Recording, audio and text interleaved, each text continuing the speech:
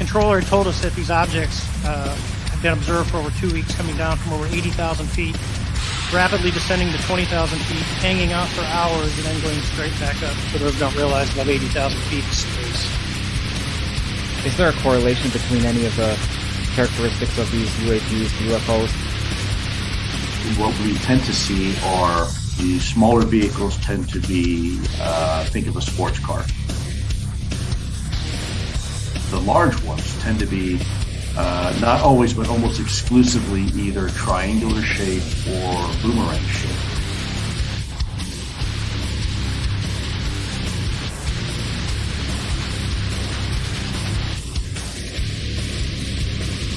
Werewolves? I see dead people walking around like people. They don't see each other. They only see what they want to see. They don't know they're dead. The UFO, UAP community was fairly surprised. Shocked might be a better word. If you believe we have crashed craft, stated earlier, do we have the bodies of the pilots who piloted this craft? Biologics came from some of these recoveries. Yeah. Were they, I guess, human or non-human biologics? Non-human.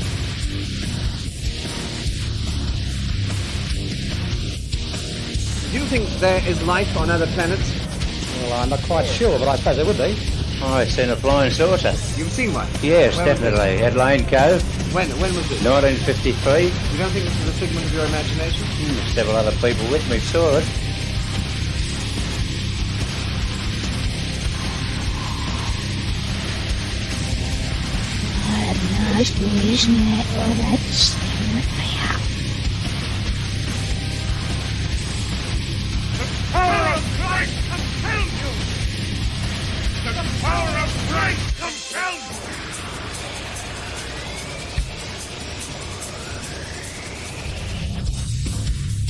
There is now a new UFO whistleblower with some major bombshell-level statements.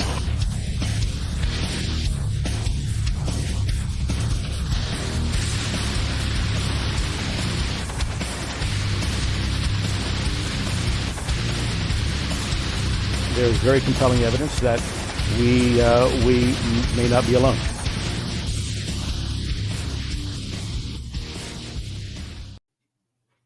This episode is brought to you by some amazing people.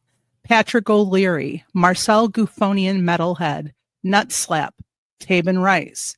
Welcome to the show. Living Life Consciously with Hello Allie, Gemini Moon, Space Baby, Mythoclast, Ray B, Gene G-Force Star, Moody Mongol, Lisa B, Fur 3 Norm, Grey Wolf, and Joanne, Shelley Montgomery, Aaron's Energy 313, Multifaceted Jules, Eric Booth, The Diz Loki, Nathan from the Quantum Show, Gary T, T-Bone, Richard and Fern Harrison, Eddie Tab, Mecca Mickey, Diane Boss, and Jeanette Angel.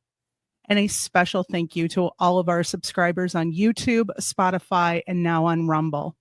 If you wish to support the podcast, you can hit that join button below to become an Eyes to That Sky member. Or if you want to join the Patreon or to provide other support, the links are below in the show description. But now, on with the show.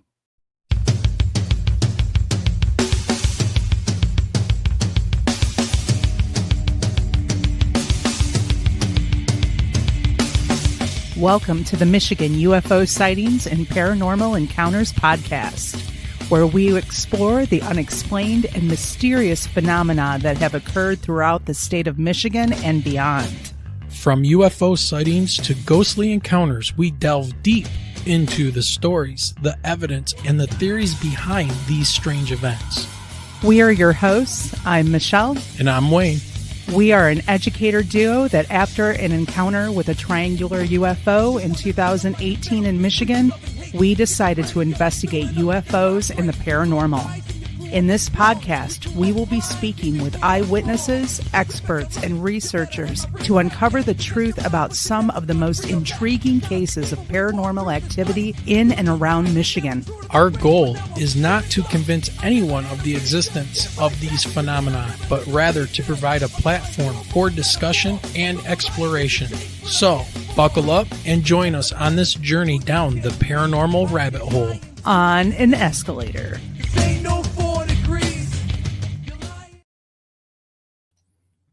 Okay, hello everyone. Welcome. Hey everyone, how's everyone doing tonight? Yeah, we got a feisty chat going already, and it is Sunday, April 13th, 2025, and we're coming to you from our deep inside our bunker tonight. We're tucked away in the shadow of the great Motor City, Detroit, Michigan, on an overcast, misty night as we get ready to hear tales from the other side. So tonight we welcome Simon Bown, author of Verified Near-Death Experiences, Proof of an Afterlife. He's here to share his research into the near-death experience and is this verifiable proof and evidence of the afterlife.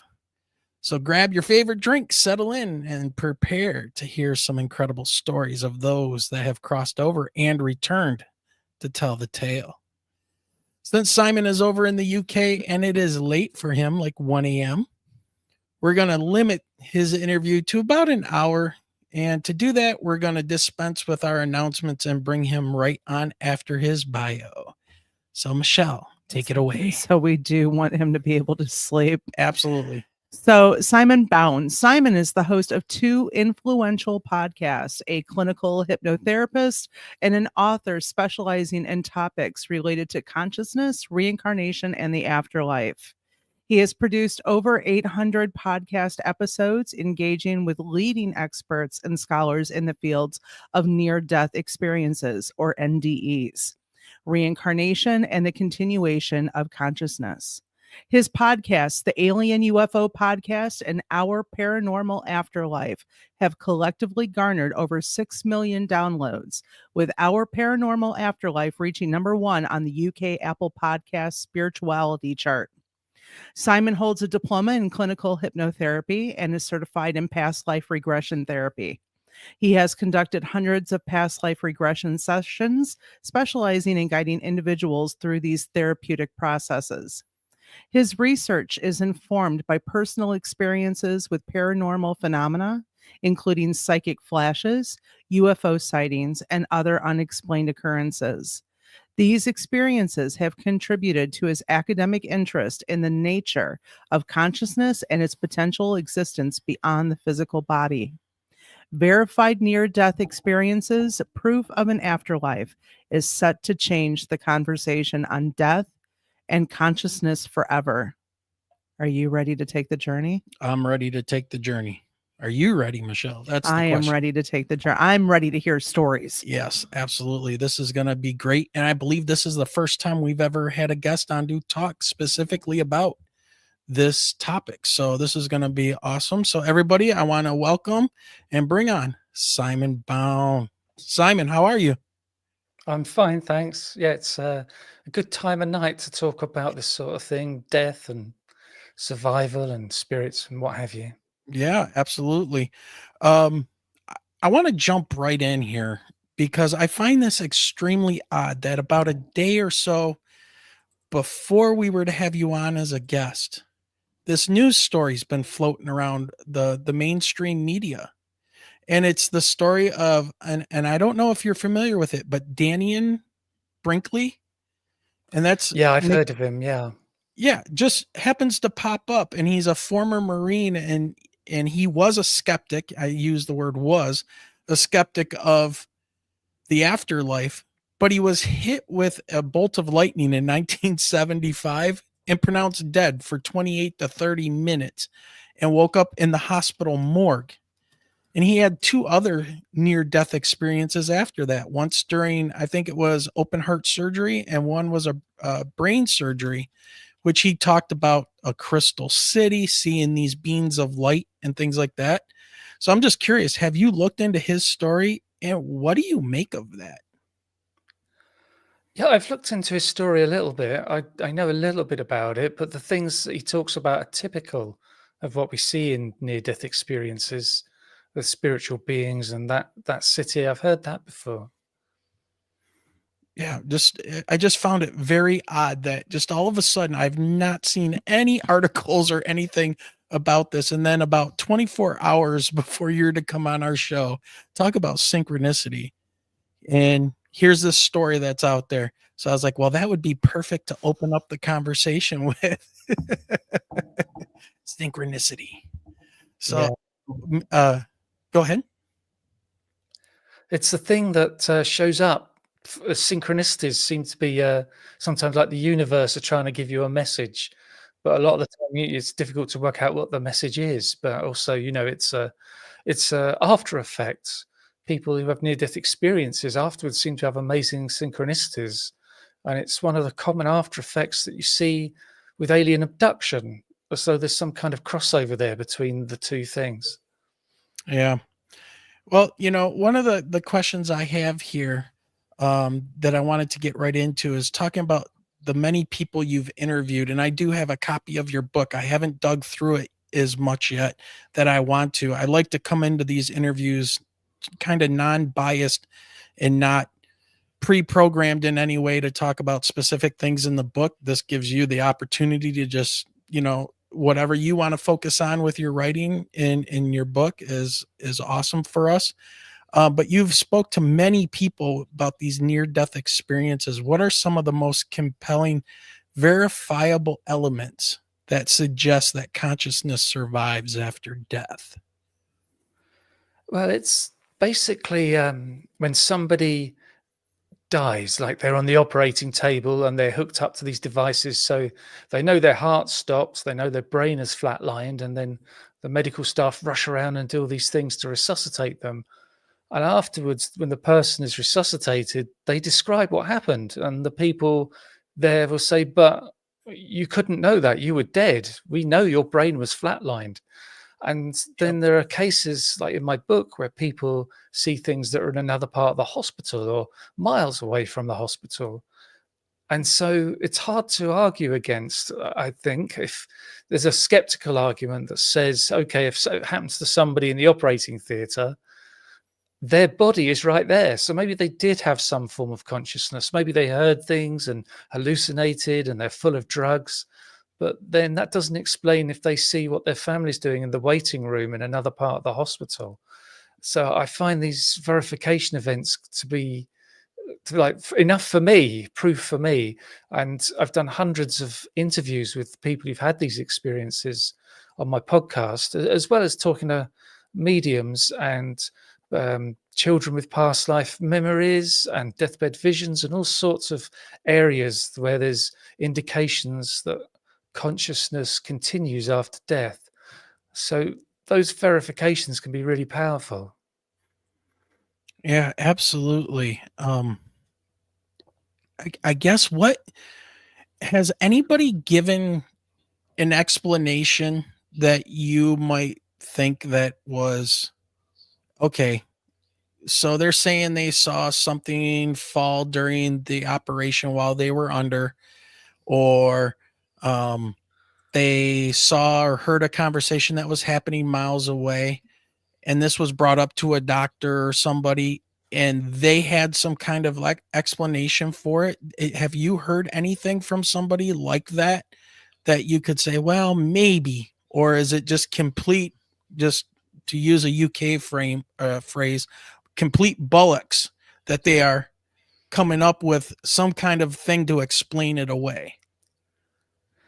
Yeah, the explanations I tend to come across seem to be from people who don't know the near-death experience and what happens. They may be really talented, qualified professionals, maybe neurosurgeons or neuroscientists and doctors and all sorts of people. And they'd be experts in their field, but that doesn't make them experts in near-death experiences. One example is that in a percentage of near-death experiences, people talk about the tunnel of light, which doesn't show up in every near-death experience. I've heard it's maybe 15 to 20%. And the doctors, scientists say, well, what's going on here is the oxygen in the blood is decreasing, and so you're getting tunnel vision, and your peripheral vision is closing down, so it's darkness all around, and there's just the light right in front of you as you're going unconscious. But there are people who've had near-death experiences who have that experience that happens to their sight, and then after their body has died, they have the tunnel of light experience. And what they describe in the tunnel of light is so different to this tunnel vision that it can't possibly be the same thing. And the people who are having the tunnel of light experience talk about how they are actually in a tunnel, although they say the word tunnel is not quite right. It's the best they can come up with. And they also talk about how it's a tunnel of light, could be a tunnel of darkness. Some people say it's a small tunnel, just enough room for them. Others say the tunnel is enormous and they see other people going up it. Sometimes they see people coming down it. I had this guy in my book who describes his tunnel like an aircraft fuselage with all the seats removed, and it just goes off into the distance. And inside the aircraft, there's no lights, but outside there's this amazing light coming through the windows. And there was a girl who had a near-death experience when she was 7. She said for her, the tunnel was made out of transparent bricks and the light was coming through those. So it can't possibly be this tunnel vision thing where your oxygen is getting less and less, because that doesn't make you see, bricks. And sometimes people hear music while they're going up it, or other sounds. And also, I think it's quite patronizing for scientists or doctors to say that they know better than this person. This person's had the experience, the doctors haven't. And if you could imagine, if you were in a tunnel, maybe you went on the London tube train or the subways somewhere in the world, and the next day you told a friend about, oh, I saw this thing happen while I was in that tube carriage, they'd say, oh, no, you weren't there. You were lying in bed. You had tunnel vision. And you think, this is madness. How can you say, I wasn't on that train in that tunnel underground?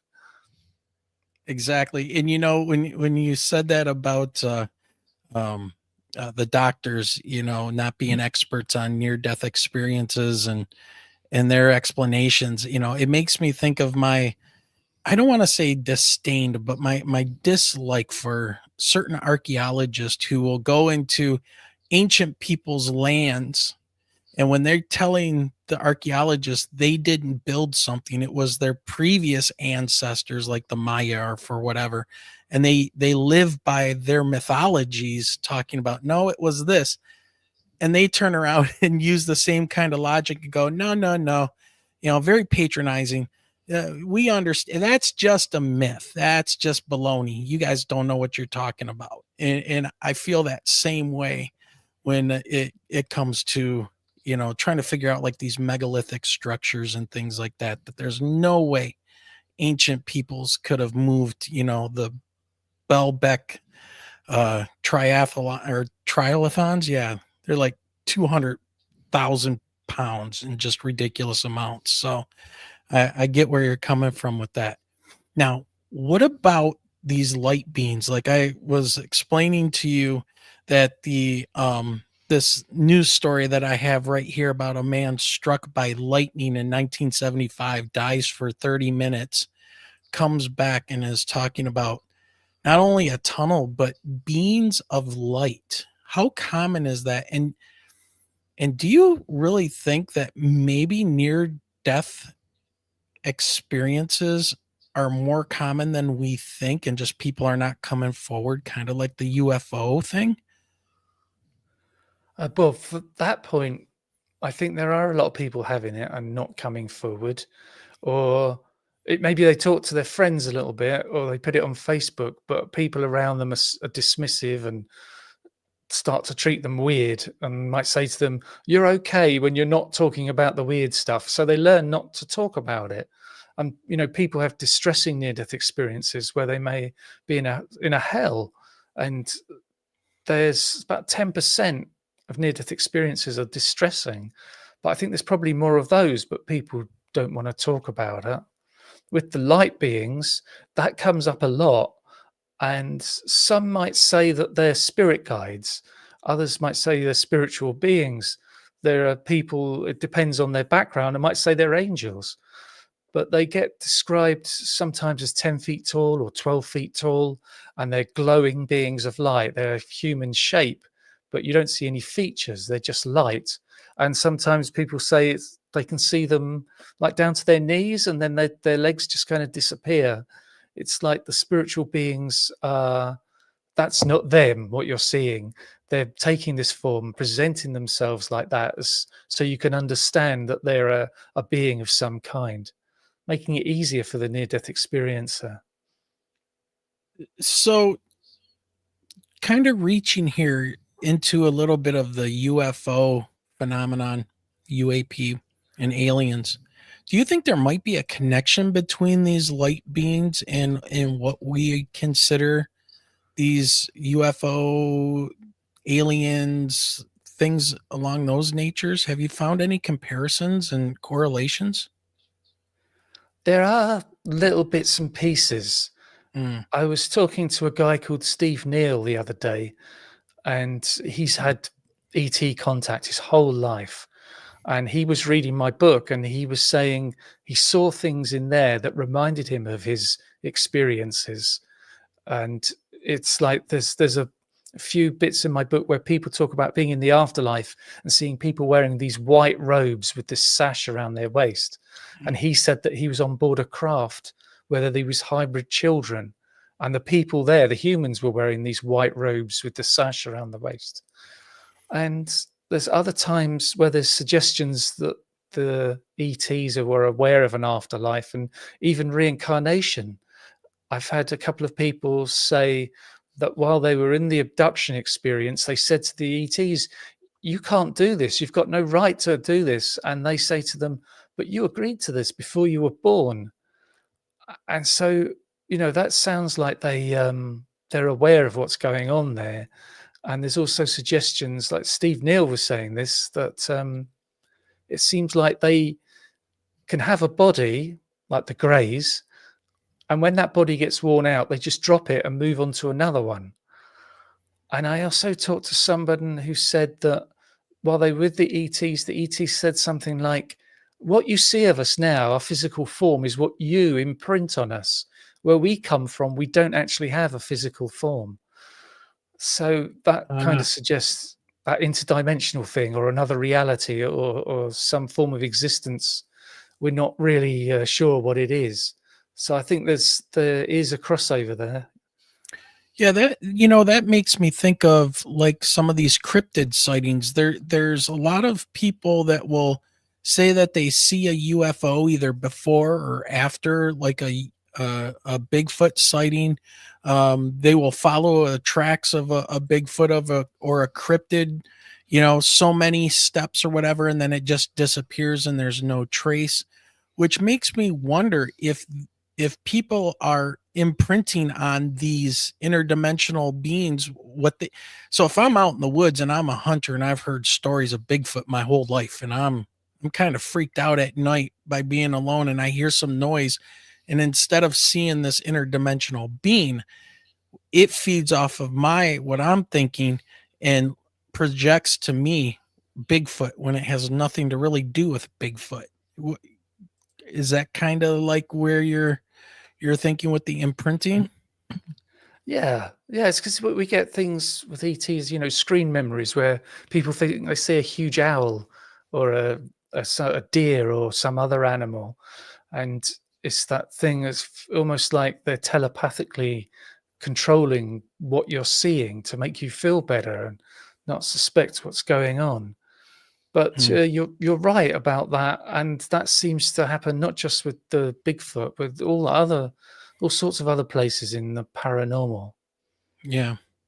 Well, one question that Michelle and I were talking before the show started, and when her dad was ill, she went and visited him in the nursing home, basically. And Well, she had an interesting it was his experience. rehabilitation center. Yeah. And when he was lying in the bed, and this was November of 2023, so a year before he passed, he kept talking about two children that were standing in the corner near the door leading out into the hallway. And what made it even more eerie was my father spoke of the children watching me. He could see them, I could not, Mm-hmm. but said that they were watching me in the room. So yeah, have you heard any experiences from people that have been near people that have died, and they've been told something, then they die, and then they come back? And like Michelle said, it just seems like there's, some type of connection there, perhaps. Yeah, there's a phenomenon called deathbed visions, and that name comes from a book that was published about 100 years ago by a guy called Sir William Barrett, who was part of the Society for Psychical Research in London. And this is people who are in hospice are getting close to death will see people in the room with them, and they may say that their father's come. And the person that's close to death may be 90 years old, or they say their mother's come to collect them, or they're seeing children playing. There's like a lady said to the nurse, "Oh, I can see the children playing out there through the window." And there's no children out there through the window. And some hospices, some nurses get so used to seeing this because it's so common that they take it as a sign that this person is getting closer to death. And I talked to a guy called Dr. Christopher Kerr, who is the director of a hospice, and he did a load of studies, and he had to go through these ethics boards to get clearance to be able to study this. And he went to the patients in his hospice and asked them about their experiences. And he's got it on video, which some of it's on YouTube. And he wrote a book about this study. And you see them talking about all sorts of things happening. And they say things like, "Oh, you've got to make sure I've got my passport because I'm leaving soon. Make sure that I'm packed." And it's like they know that something's coming. Also, they don't find this at all distressing. It's reassuring. You might think if you're in a hospital bed and you look down and there's your dead mother standing at the foot of your bed, that would freak you out. And, some people might get quite scared. But with these deathbed visions, it's just people find it really nice. And there are some doctors or nurses who might hear about this and think, "Oh, they're hallucinating. Let's give them some drugs to sedate them." And that kind of switches off these visions. It's like they're closing something down in the brain there. Because there is a criticism that says, well, they're full of drugs. Of course, they're hallucinating deceased loved ones are around them. But the less drugs they have, the more they see this. And I think it's a good indication that, the veil, they call it, between here and there is getting thinner as you get closer to death, and that sometimes people come and collect you. Yeah. Well, I know that my mom, when she was in hospice, she spoke of her mother, and her mother and father being at the foot of her hospice bed, and she would point to the wall area where she saw them. So it was like, it wasn't just the picture that she had hanging in the living room of her parents. It's like they were actually there, and that was maybe the 2 or 3 weeks leading to her passing. So, but I do remember that vividly. Whether she was on the hospice meds at the time or not, she was having those visions. Yeah, they come up, and Dr. Kerr was saying the closer you get to death, the more you see it. It kind of accelerates. And it's like they say that, Steve Jobs, when he died, his last words were, "Oh, wow, oh, wow." And it's like he saw something just as he was dying. Yeah, that's amazing. I remember my mom, she was passing of stage 4 lung cancer. And I remember her, she could never, and this might have been the drugs, but when we were all 6 of us kids were around her bed, she would never get our names right, like who was who, but then she was always talking about somebody else in the room, and we had no idea what she was talking about, a person or her father or mother or something along those lines. So my next question, kind of related to this then, is how do you reconcile the scientific skepticism with this overwhelming anecdotal and, experiential, like our experiences we've had surrounding NDEs? Or do you think that we might be maybe on the verge of some type of a paradigm shift here, where maybe some of these doctors will start to take this a little seriously and come forward with some of their experiences? Yeah, I think it's starting to change a little bit. I feel what it may be is that the older doctors are retiring and moving on, and the younger, open minded doctors are coming up through the system. So that the medical profession might be taking a closer look at it. There are 2 or 3 people I've talked to on the podcast who will go to hospitals and give presentations about their near death experience. And they say a lot of staff show up for it. There is one case in my book where this woman has a near-death experience on this operating table, and after she's stabilized, when she's been resuscitated, she describes what everybody did. And there's a neurosurgeon there, and he clenches his fists and his teeth, and he says, "I'm not going to stand here and listen to this," and he stormed out the room. So there still are those people. And there was Dr. Eben Alexander, who was an atheist, and he was a professor of neurosurgery at Harvard Medical School. And he had this sudden attack of meningitis on his brain, which forced him into a coma, and he came very close to death. He had a near-death experience, and it was afterwards, he was completely changed, and this belief in the afterlife. And also the good thing about it is that as he was such a good neurosurgeon, he could read the medical charts and understand everything that happened to his brain. And he could say for sure there's no way he should have had those experiences. In fact, he should probably be dead, or if not dead, have really bad brain injuries. But he's back to normal, like nothing has happened. So, I mean, what do you make of that? Are you convinced that there is an afterlife at this point? I mean, I'm going to assume that you do, but yeah, I find this fascinating. Yeah, it's like the title of my book, isn't it? Verified near-death experiences, proof of an afterlife.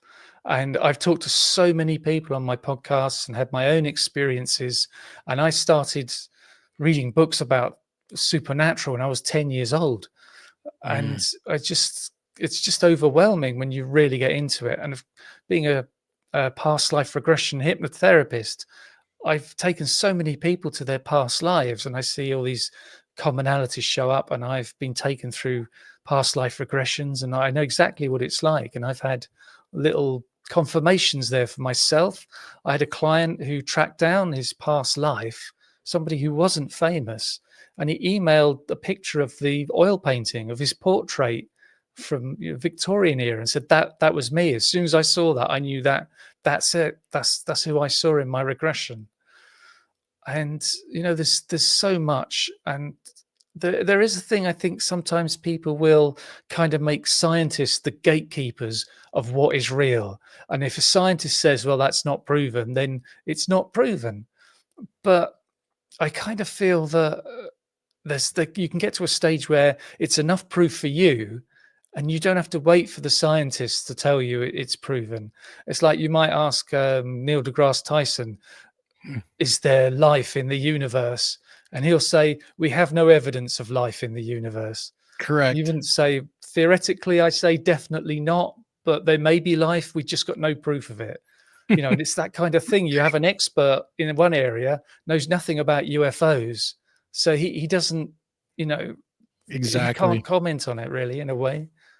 Well, our one watcher right now in chat, well, there's more than one watcher, but Straw Dog asked a great question. I'm going to pop it up here on screen. How does Simon feel about children sharing past lives? Because he has some experience with past life. He also went on to say a little bit earlier. Let me find it As a here. child, Yeah. he would attempt at sharing, past life experiences and kept getting poo-pooed. Yeah. Until he finally just shut down and stopped sharing any of those. And see, there it is. It sounds like a UFO experiencer, you know? Yeah, the children with past life memories is remarkable.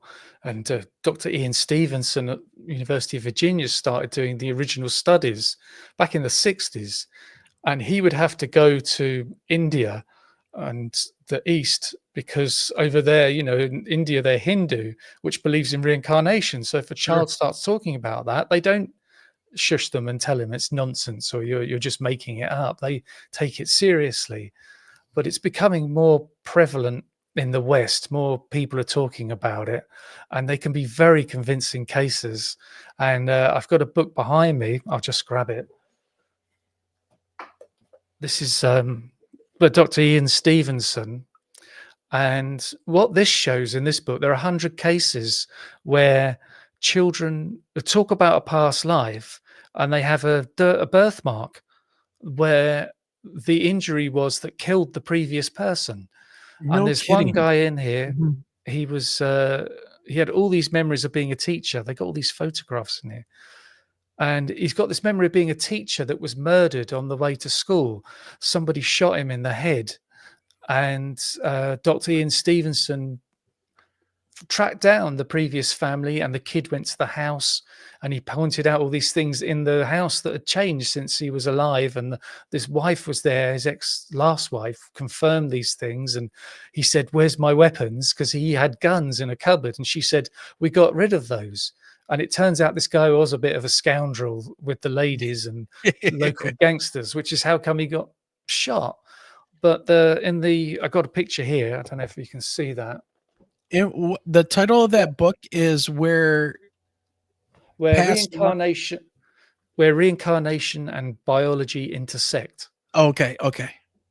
So you can see look at that. That picture there is the previous person who got shot, and the kid has a small birthmark where the entry wound would be and a large birthmark where the exit wound would be. Wow.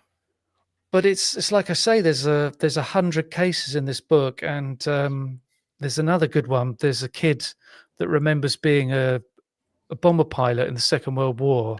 I was just going to ask about that because I saw it when I was young. I want to say in my teens, I saw a show here. I think it was 2020 is what it was called on ABC. And they were interviewing this little kid talking about being a bomber pilot in World War II. And he knew all of this stuff. And he couldn't have been more than 7 years old at the time. Yeah, that's James Lininger. He had a lot of information. Like he talked about his previous life where he would fly these aircraft. And when they come down to land, they were always blowing out the tires. And they found out that the previous personality, before they went into the theater of battle in the Pacific, they did some work as a test pilot on this aircraft. And part of the testing, the tires would always blow out when they were landing. And there's somebody gave him a model of the aircraft that he said he used to fly, which I think was a Corsair. And he said, "Oh, they left the aerial off the back. There was an aerial that stuck out the side of the aircraft, and I was always walking into it. And when they did the research, they found out, yes, there was an aerial that stuck out the side of the aircraft, and it wasn't in the model. And it's like, how could this kid know this stuff?" But there was another picture in the book. I was see if I could find it. Where here he is. This kid remembers being a bomber pilot over Burma, and the British Army were on the ground, and they were fighting the Japanese, and the American bombers would come over and bomb the Japanese, and this guy got shot down. And if you look at his picture, I'm gonna blow it up here. Okay. He you can see the guy next to him is the Ian Stevenson's interpreter, and they've both got the same ethnic background, but you can see how white the kid's skin is. Yes. How he's got blonde hair and blue eyes, and he had all this stuff when he was a small kid talking about things like, I can't live in these conditions, and he wanted to eat with a knife and fork and not chopsticks, and he wanted to eat sitting down and not cross-legged on the floor, and he didn't want to wear, these, what they wear there, these kind of sarongs. He always wanted to wear trousers, and he would talk about the bomber and how he was shot down and all those kind of things. So to see him looking so Western when he shouldn't do, and having those memories, is fascinating. Yeah. Now, have you found that people, I don't know what else to call this, but maybe like extreme recall of their past lives, do they have issues mentally, like with mental health, or are they maybe diagnosed with like schizophrenia or these kind of a thing? Because I'm assuming that if you could recall that you're having all these memories of being, let's say, the World War II pilot, and you talk about it, people would think you are going crazy. Maybe we need to rethink this. Yeah, that's the Western point of view with reincarnation. But it's like, I've talked to a woman, and she's in her 50s, and she remembers her past lives. She's always remembered them. Usually children with past lives, they start to forget them around 7 years old. And she tracked down her past life family in Ireland, and then went to visit that town where her past life was. And she knew her way around the town, and she could walk down the high street and say, oh, the butchers used to be there. There used to be a butcher shop there. And then she went to use this kind of back route around the church to get to where her cottage was, but they put a fence up there, so she had to walk the long way around. She'd never been there before, and there was so much detail in it.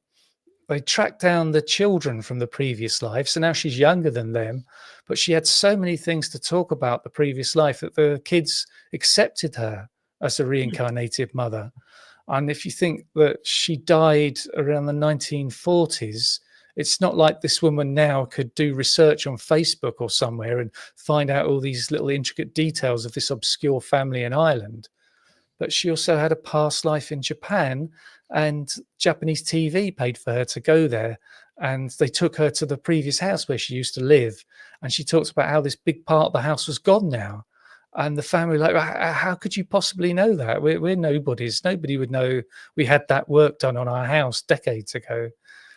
So what we find with children who have past life memories, if you can track down the previous life and maybe take them to one of the locations, it's kind of a release, and that the confusion goes away and the stress. Okay. And it's almost like, oh, I understand now. I'm in a new life, and they just kind of let the old life go. It's like with James Leninger, when the pilot, the parents got really worried about him, because when he was small, he would wake up at night thrashing in bed, shouting, airplane on fire, little man can't get out, airplane on fire. And, the kid would be crying his eyes out. So it's very distressing for parents. But they worked it all out in the end, and then he was fine eventually after all the research. Yeah. Well, before we let you go, we have about maybe 20 minutes left, and I have to switch gears, and we have to cross into the realm that Michelle and I got, intersected with, I guess you could say, that made us begin this podcast and live stream back in 2021. You have, I see back there, you got your frame up of our Paranormal Afterlife, which is awesome, but you started that one first. That podcast was your beginning work, but then you launched the Alien UFO podcast, and I'm curious what made you do both? What spurred on the UFO phenomenon, and your interest in it? I've just always been interested. It's like when I said I was 10 years old, I'd be reading books. And then when I got into the 80s, I was reading more because there was more out there. The Fire in the Sky of Travis Walton, and then Betty Andreasen Affair, and then Whitley Strieber's books, and Bud Hopkins, and all sorts of other, like there's a great UFO book called Above Top Secret that came out. I think about 1990, 92, something like that. So I've always been fascinated. And then, so like I'm nearly 60. So I would have started reading these books around 1975, 76. But it was in 1993 that I had a UFO sighting. And Oh. that was, I did a gig with my band. It was a blues band. We did a Sunday night gig in this town out west of London. And we packed up, and then it was 1 a.m. I'm driving back into London on this motorway. And, you know, we drive on the left. And there were no other cars on the motorway, which seemed weird. And up ahead of me to the left was this really bright light. And I knew it was a field. And I travel this motorway a lot. I knew that was an empty field. There's no buildings there. And I thought, that's weird. 1 o'clock in the morning, a really bright light. I thought maybe there'd been some emergency electricity repairs or something happening. And I slowed down, and there was some trees in the way. And as I got to the point of getting past the trees, that's where I saw this UFO. And it was the size of a large house, shaped like a rugby ball. It was 25 feet off the ground, maybe 200 feet from me. And so I was doing 5 miles an hour, and I was getting a really good look at it. And it had all these red pin spot lights across one half of the bottom of it. And coming out of the other end was a really powerful spotlight pointed at the ground, which now makes me think about like you see these depictions of abductions and the spotlight coming out of the UFO like a tractor beam picking someone up. I wonder if I saw an abduction in progress there. But the whole time I saw it, it didn't move an inch. It didn't make any sound. And there's also this theory around that if you see a UFO, it's because they want you to see them, that they're showing themselves to you for some reason. And I wonder if there's this whole thing to do with the universe and consciousness. We're all on a path. You might call it a spiritual path. And every now and then little bits and pieces are given to you to move you another step forward. It's like you see the UFO like that, and it's a kick up the pants. It's to get you to pay more attention to this side of things. And maybe they want to lead you down a pathway to do something. And that may be what happened to you guys with the triangular UFO. It spurred you on to do this kind of thing, just like I got spurred on. I became a communicator by doing these podcasts, communicator of this information, just like you guys have. And it's like another UFO sighting turned up, must be 10 years later. I saw an orange ball of light that was about the size of a car. And again, that didn't move an inch, and that was half a mile from me. And again, I was driving. I couldn't stop on that road. But I got a really good look at it, and it didn't make sense. Definitely wasn't a helicopter or aircraft or a hot air balloon. It was something weird for sure.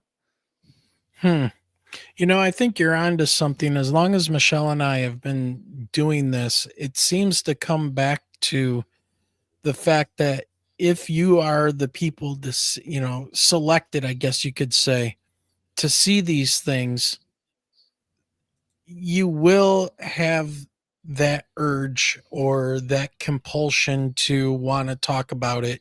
And we started this as basically a Facebook group a few days after our sighting, and we just let it sit there. We put our information up there. We did the National UFO Reporting Center, and we did MUFON. We put in the report, and we just left it go. We didn't hear from anybody or anything, but we started having people ask to join our Facebook group. Now, what's interesting is, and this is something that you bring up that makes me think about this, that even though there were vehicles at 2:30 in the morning on the road with us and along the expressway and stuff, there wasn't many, but they didn't seem to react to this thing, almost like they didn't see it. Like it was just Michelle and I that saw it in that area. And, both of us are college educated, right? We're both educators. And I just wonder if these things are somehow evolving with our technology and things, because there are so many people out there now that do things like we do to talk about this. And now we have access to the internet. Before it was, Whitley Strieber writing books, and The Day After Roswell, and, books were the medium of the time. Or, Michelle says this all the time, authors, you know, like Lovecraft and stuff, did they actually see something? Did they know something? Did they stumble upon something, and the way that they dealt with it was writing about it? And so I've always said that about H.G. Wells. Oh yeah, definitely. H.G. Wells, you know, the War of the Worlds and all of that. And it just makes me, because I've felt this compulsion for the last 5 years, 6 or 7 years now, to get people together to come on to this platform in our audio podcast and record their stories. And the only thing that comes to my mind is just to let you guys know it happened to us. You're not alone, you know? And I think that now that we have these kind of mediums to talk to, you know, and by mediums, I mean, you know, the internet, podcasting, YouTube, all of this stuff. I kind of get the feeling like we're supposed to be doing this and using this vehicle of technology to do this. Your thoughts? Yeah, because I wonder about my life path and being a musician and learning how to use recording software. And recording a band can be quite extensive, but then recording yourself talking is easy. It's just one voice talking.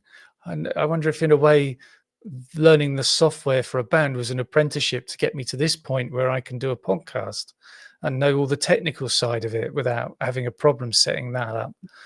And I wonder also about how things happen over time, like you were talking about H.G. Wells, and there's this theory that, like we were saying earlier, that aliens don't actually have a physical form, and we imprint on them what they look like, and that could go back hundreds of years. But way back then, they saw elves, or they saw, leprechauns or something. Yeah, the Fae, right?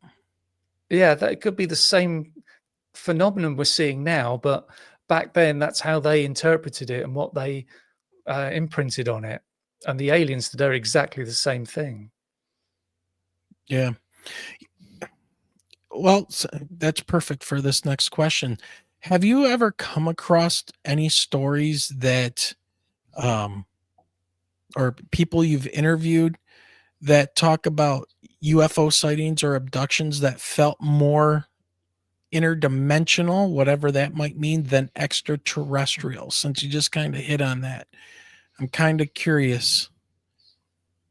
Yeah, there's one weird one. There was a guy who found himself in this apartment and he kept getting a glimpse of somebody else out the corner of his eye, but when he looked around, they weren't there. And this apartment was strangely familiar, and he'd never been there before.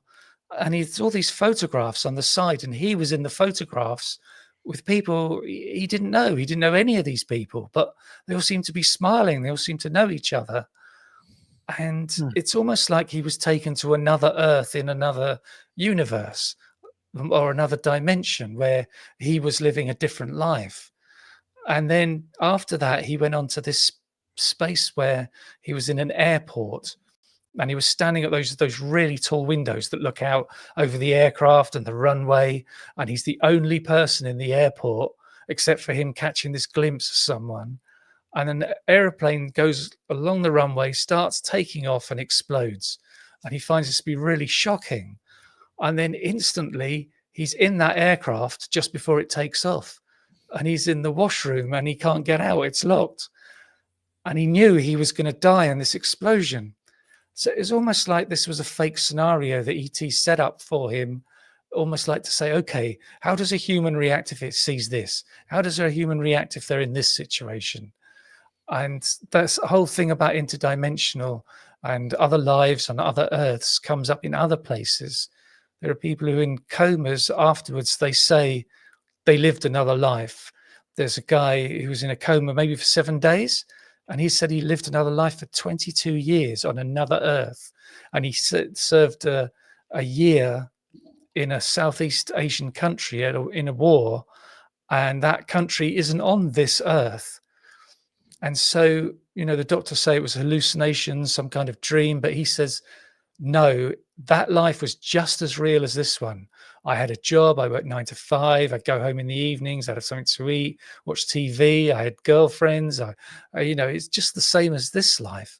And he's not the only coma survivor to talk about this kind of thing.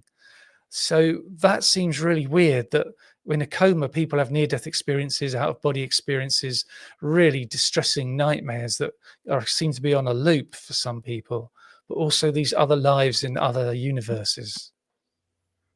Yeah. That's so fascinating. How do you think this might relate to our consciousness? Like our consciousness, there's like the simulation theory and things like that, that we're living a simulation. If that kind of comes true, or at least has a lot of evidence behind it, do you think that the consciousness in these past lives and everything that's happening would make more sense to do a juxtaposition next to the simulation theory? I don't know if it's.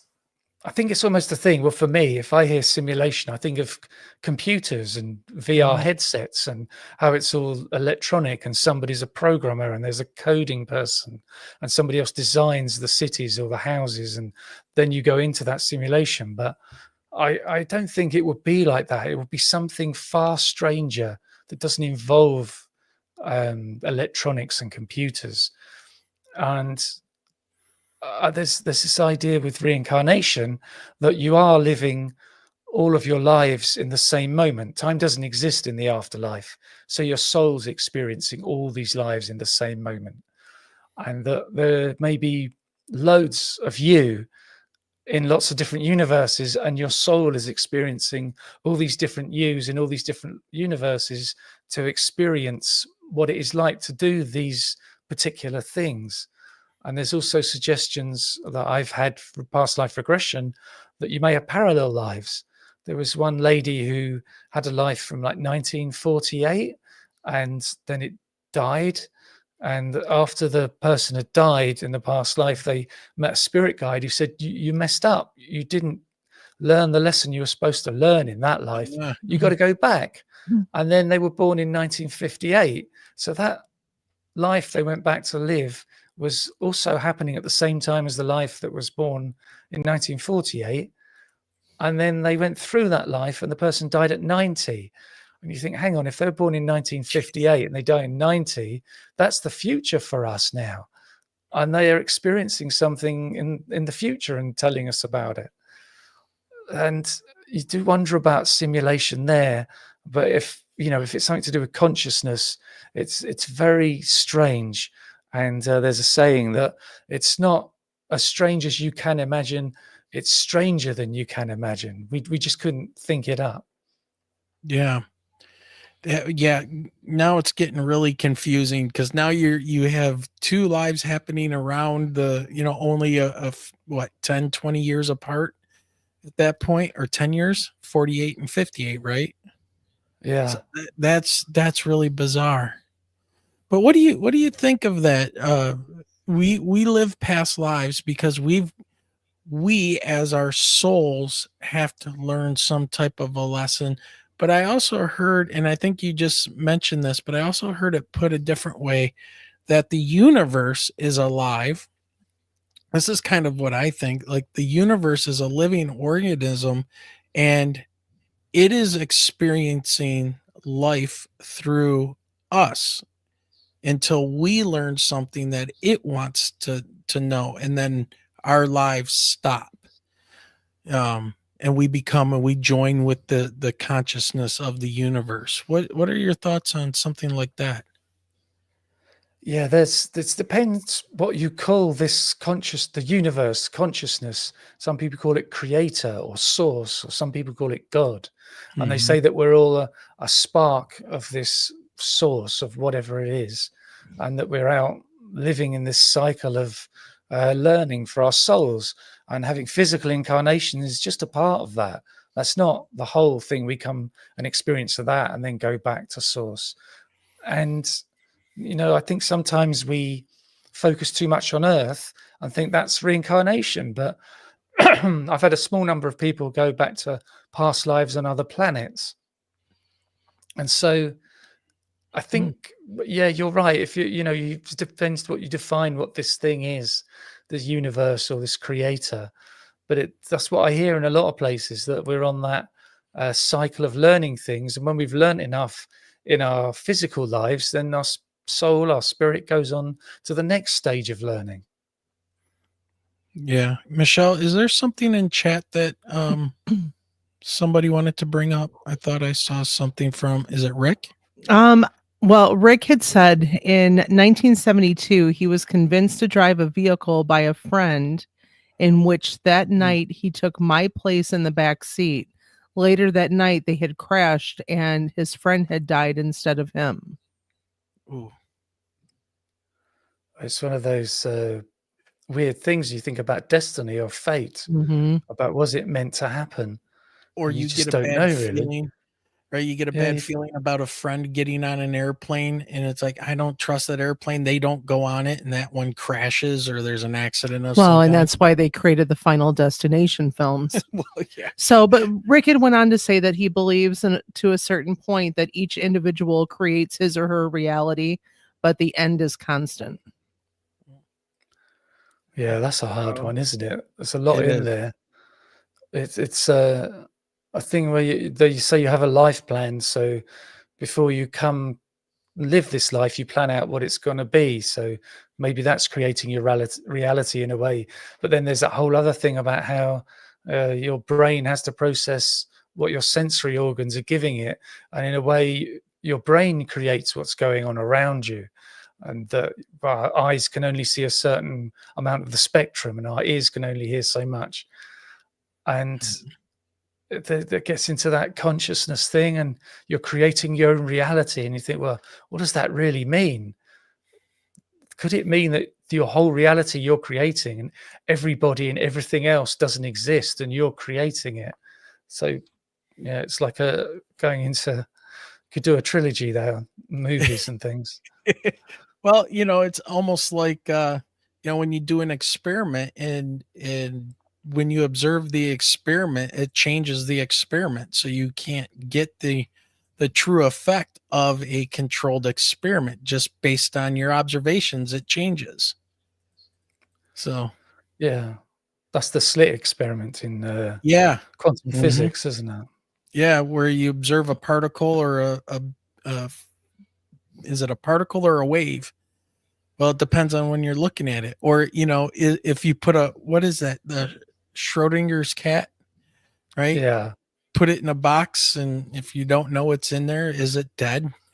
Until you observe it. So yeah, that gets into the whole consciousness fight. But well, we've had you on for almost an hour now at this point, and before you take off, is there anything you wanted to share with us? Anything coming up? Any other shows you got coming up? Interviews? Anything along those lines? Yeah, I'm going to be on Coast to Coast AM. I think that's tomorrow night, actually. I think it's midnight where they're recording, and it's 8 a.m. in the morning for me. So, well, that'll work out better for you than 8 o'clock our time. Yeah. Yeah. But I've got these two podcasts: our Paranormal Afterlife and Alien UFO podcast. And like we said, it's over 800 episodes. I can't believe it myself. Yeah. And I take people through past life regression.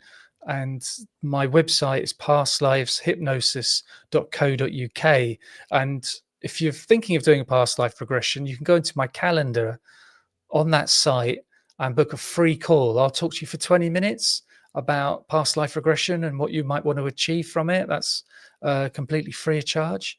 And then my book is it that side? Yeah, I got the right side. Mm-hmm. Verified Near-Death Experiences, which is like we talked about before, there's 30 cases in there of people who see something while they're dead that's later verified, and things they couldn't possibly have seen. And it's difficult to find a way of explaining it that is not their consciousness continuing after their brain has died.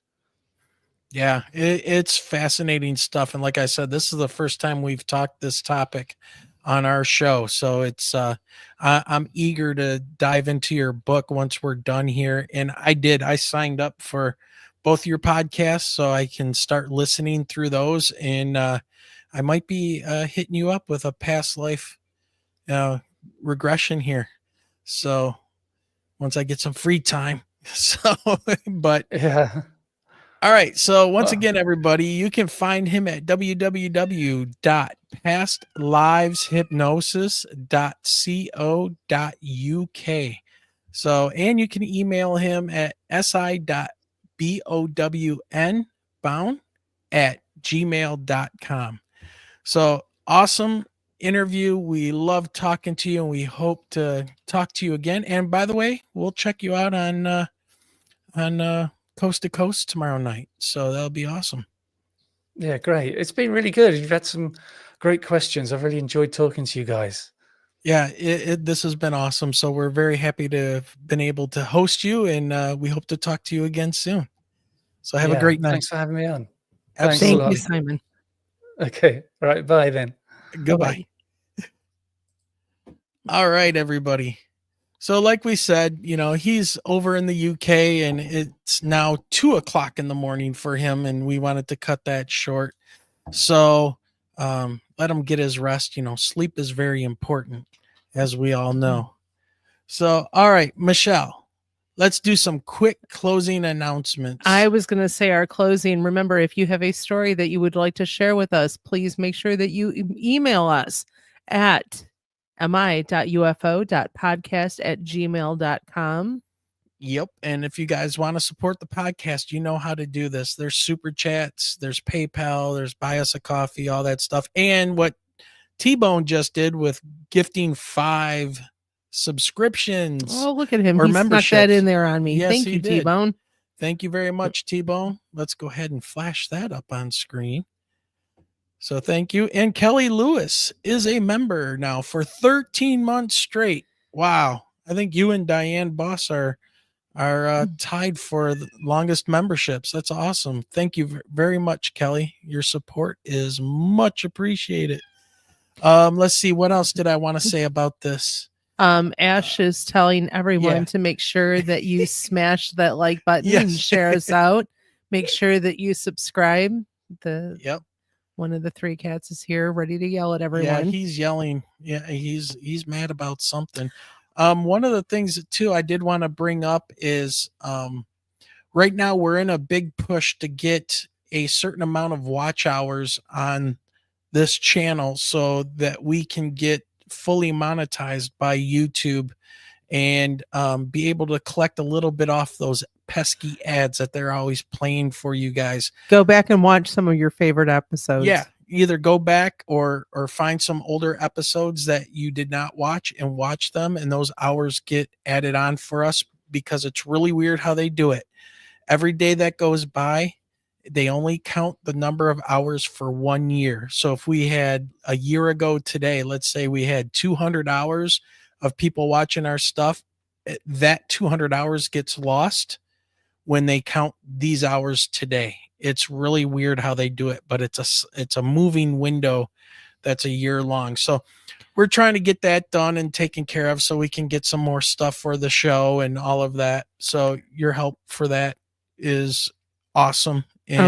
And I want to thank the following folks. I'm jotting down some notes during the show. Yes. As far as who joined us in chat tonight, we have Straw Dog, T-Bone. We have Blue Crossroads, Diane Boss, Nathan from the Quantum Show, Patrick O'Leary, Mark Eddy, Jay Hall, Bigfoot Michigan Rob, Rick Davis, Woo Riders DG, and Kelly Lewis. I saw you in there. That's right. And just a quick shout out to the one and only Nathan from the Quantum Show, who donated $3.33 via PayPal. Got our angel number going, 333. Let's see, what else did we want to talk about? Next Sunday. No, hold on. Oh, remember, we've been neglecting to tell people this, and this helps us out as well for financing everything with the show and all that. We have all of these shows that you see here. We started out as an audio podcast. By Monday, I turn all of these videos into an audio podcast. And so you can listen to this show as an audio podcast pretty much everywhere. You can look us up on Apple Podcast, Spotify, iHeartRadio, Amazon Music, whatever you like to listen to podcasts. Maybe you're at work, you like working out, you're doing long walks, you want to listen to a podcast, download those, and that all helps the podcast as well. So get over there, follow the audio versions of the show, and remember to leave us a review. It helps grow the show. So Michelle, what do we got going on next week? Next Sunday, we realize it's Easter Sunday. Yep. So, but after you've spent time with the family and eating, we'll be spending time with family. 8:00 next Sunday. We are talking to the authors. Wayne's going to have to pronounce the names for you. Yes. So we have the authors Rocio Aquino and Angel Oregno. See, now Aquino, I know that was one of my fourth grade elementary teacher. So that name I can pronounce. But Ringo. They are going to talk about their book, The Orchid and the Power of Consciousness. Big brain stuff. Yes, So- we're digging into this consciousness stuff. So we're going to be doing that next week. And that's going to be a groundbreaking show for us because they are a couple great writers. Their book is fantastic. I have it sitting here. And again, I'm not diving into it. I don't want to be biased to it. So yeah, It was so beautifully put together with a dried orchid and the wax symbol. Wayne handed it to me. He goes, "I don't want to open this. Look, it looks too nice." It's tissue paper, right? And it's called the Orchid. So Now, how can you open this? I don't want to open it. You know what? He was probably the kid with Christmas gifts that would get a small knife or whatever or scissors and gently cut Christmas gifts open, weren't you? No, not. I was the kid that would open up one end of it very neatly, see what I was getting, and then seal it back up. Okay, that's fair. But no, I had no mercy on the wrapping paper. However, as you can see in our basement, old toys I've gotten when I was a little kid still have the boxes. I want to say hello to Shelley Montgomery. I see you. Shelley, hello. Yep. And I see, let's see, Nathan has shown up. So welcome, Nathan. And thank you for the super chat or the PayPal donation. Who was it? Oh, Kelly Lewis was complaining about coming in late. Kelly, it's okay. Just back up the slider on the video and you can watch it right from the beginning. But everyone, it is going to be quite a week. So yes, lots of state testing. Yep. In my classes this week. We could do a whole paranormal show on the paranormal of teaching. Maybe we should do that. I would love to get paranormal stories from teachers. Oh yeah. Because these school buildings are old. They're definitely haunted and have some energies there. So, all right, everybody, have a great night. We're getting out of here. We appreciate you joining us for this shorter show, but just because it was a short show doesn't mean it was a bad show. It was a good show. I've been watching too much Twin Peaks lately. Yes, he has. So, and the fish is still in the percolator. The fish is in the percolator. All right. Have a great night, everyone. Have a great night. And remember, keep those eyes to that. Oh, that very vast sky. The vast sky. Yeah, because, your consciousness is out there floating.